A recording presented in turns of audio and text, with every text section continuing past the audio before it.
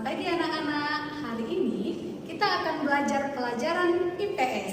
Sebelumnya, Ibu akan memperkenalkan diri. Nama Ibu adalah Novalina Simanjuntak. Anak-anak silakan panggil Ibu dengan sebutan Ibu Nova. Oke, salam kenal. Baiklah, kita mulai pelajarannya. Oke anak-anak, sebelum Ibu menjelaskan pelajaran kita pada hari ini, Ibu harapkan anak-anak ambil bahan ajar kita yang seperti ini dan juga buku catatan IPS-nya. Oke anak-anak, apakah sudah selesai catatannya sampai nomor 15? Baiklah, Ibu harap sudah selesai dan Ibu yakin anak-anak dapat melakukannya dengan baik. Hari ini Ibu akan menjelaskan tentang sumber daya energi dan pemanfaatannya, seperti yang sudah kamu tuliskan. Gambar 1 sampai dengan gambar nomor 4 ada juga di buku atau di bahan ajar kamu. Yang pertama nak, itu adalah sumber daya energi berupa angin yang dapat dimanfaatkan sebagai pembangkit listrik. Yang kedua panas matahari, yang ketiga panas bumi, dan yang keempat adalah gelombang air laut. Sumber daya energi dapat kita bagi menjadi dua, yaitu dapat diperbarui dan tidak dapat diperbarui. Bu, apakah perbedaan dari keduanya? Tentu sangat berbeda. Sumber daya energi yang dapat diperbarui adalah sumber daya energi apabila digunakan maka dapat dengan cepat ada kembali. Oke, yang kedua tidak dapat diperbarui, yaitu sumber daya energi yang dalam pembaruannya sangat lama, bahkan membutuhkan waktu jutaan tahun. Itu adalah definisi perbedaan dari sumber daya energi. Di sini Ibu sudah tampilkan contoh dari sumber daya energi. Yang pertama, air. Air, mengapa dikatakan sebagai sumber daya energi yang dapat diperbarui? Karena air dapat melakukan siklus yang begitu cepat yang kita sebut dengan siklus hidrologi, yaitu berupa air hujan. Oke, angin juga dapat kita rasakan tidak terlalu lama untuk melakukan pembaruan. Sinar matahari, panas bumi, biomasa, dan juga biodiesel. Oke, kenapa Ibu langsung kepada contoh dari biomasa? Kalau misalnya air dapat kamu ketahui ya nak, lalu angin, panas bumi dapat kamu ketahui juga. Biomasa adalah sumber daya energi yang dihasilkan dari bahan biologis, baik yang masih hidup maupun yang sudah mati.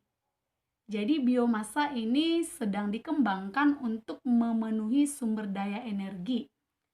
Apa saja bahan baku pembuatan dari biomasa? Di slide berikut ini sudah Ibu tampilkan. Yang pertama adalah tongkol jagung, yang kedua cangkang sawit, dan ketiga ranting kayu, serta yang terakhir adalah sekam padi.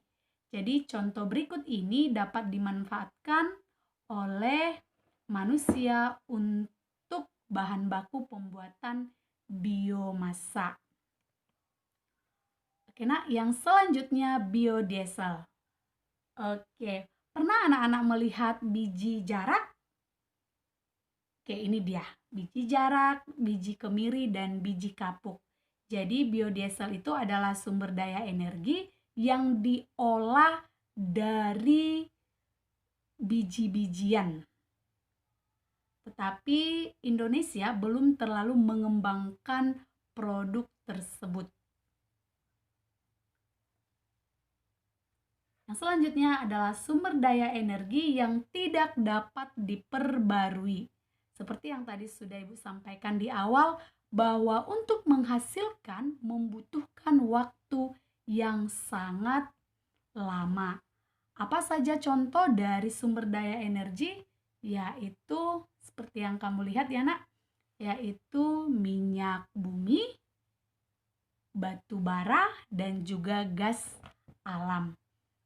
Minyak bumi ditambang biasanya itu itu di lepas pantai atau di lautan yang sangat dalam.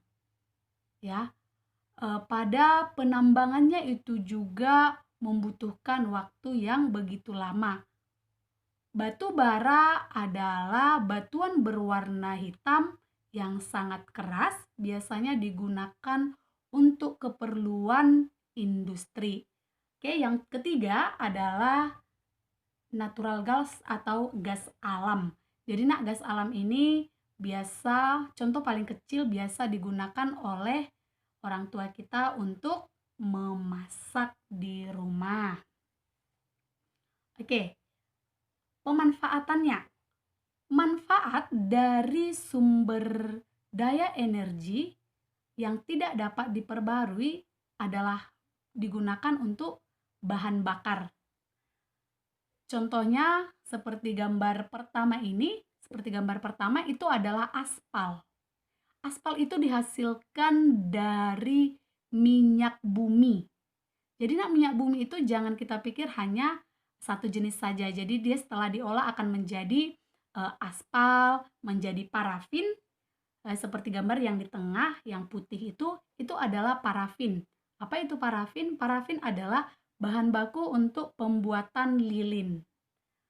Oke, lalu selanjutnya bisa diolah lagi menjadi aftur. Aftur itu adalah bahan bakar pesawat terbang atau juga solar, bensin, seperti yang akrab kita temukan dalam kehidupan kita sehari-hari.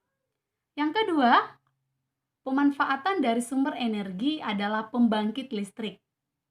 Baiklah, pembangkit listrik itu sangat banyak jenisnya. Yang pertama, gambar pertama ini adalah pembangkit listrik yang menggunakan sumber energi air. Jadi air digunakan untuk memutar turbin yang akan dijadikan pembangkit listrik. Sedangkan gambar yang di tengah adalah pembangkit listrik tenaga uap. Dan yang ketiga, ini adalah pembangkit listrik tenaga bayu atau PLTB ataupun pembangkit listrik tenaga angin. Ini berlokasi di Sidrap. Ya, ini belum lama disahkan oleh Bapak Presiden kita. Oke anak-anak, demikian penjelasan singkat Ibu tentang pemanfaatan sumber daya energi. Semoga dapat menambah pengetahuan anak-anak berikutnya. Baiklah, sekian penjelasan materi hari ini. Tetap semangat belajar di rumah dan ingat jaga kesehatan ya. Sampai jumpa di pertemuan berikutnya. Bye-bye.